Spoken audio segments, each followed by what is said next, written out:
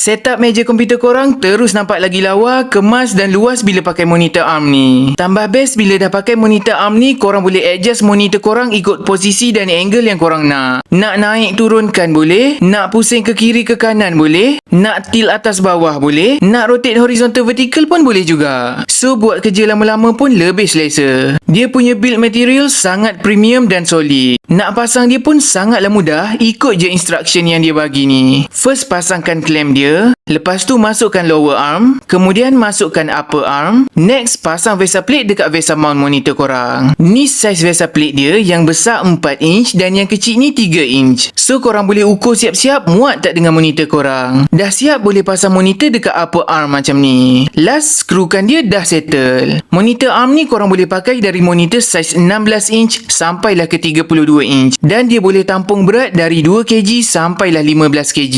Paling abang suka kabel management dia. Dia ada penutup macam ni, so kabel akan tersorok kemas je. Bagi abang monitor ARM ni memang upgrade paling berbaloi. Setup meja terus nampak lain level dan lebih kemas. So kalau korang nak, korang boleh tekan kat bawah tu.